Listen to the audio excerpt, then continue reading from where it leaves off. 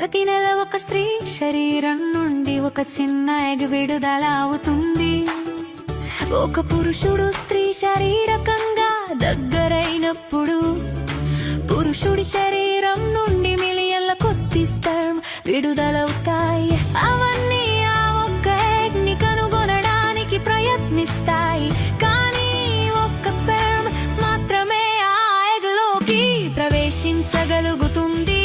ఆ స్పెర్మ్ లోపలికి ప్రవేశించిన వెంటనే మరే ఇతర స్పెర్మ్ లోపలికి రాకుండా ఉండేందుకు ఎగ్ వెంటనే తన చుట్టూ తానే మూసుకుపోతుంది.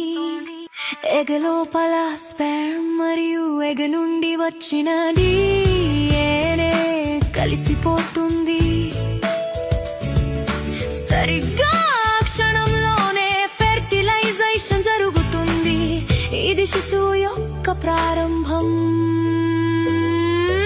అప్పుడు ఫెర్టిలైజ్ గర్భాశయం వైపుకు ఫెలోపియన్ ట్యూబ్ గుండా ప్రయాణించడం ప్రారంభిస్తుంది. కొన్ని రోజుల తర్వాత ఎగ్ చిన్న కణాల సమూహంగా మారుతుంది. దాన్ని బ్లాస్టోకిస్ట్ అంటారు. 5 లేదా 6 రోజుల ప్రాంతంలో బ్లాస్టోకిస్ట్ తన చుట్టూ ఉన్న షెల్ నుండి బయటకు వచ్చి గర్భాశయం గోడకు అతుక్కుంటుంది. దీనిని ఇంప్లాంటేషన్ అంటారు.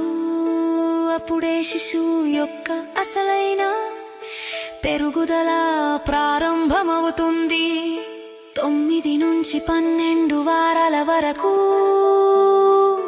దానికి గుండె, మెదడు, వెన్నెముక, చేతులు, కాళ్ళు స్పష్టంగా ఏర్పడతాయి. లోపలి అవయవాలు పనిచేయడం మొదలు పెడతాయి. చివరికి దాదాపు 40 వారాలకు ఆ జీవం పూర్తిగా ఎదిగి పుట్టడానికి సిద్ధమవుతుంది.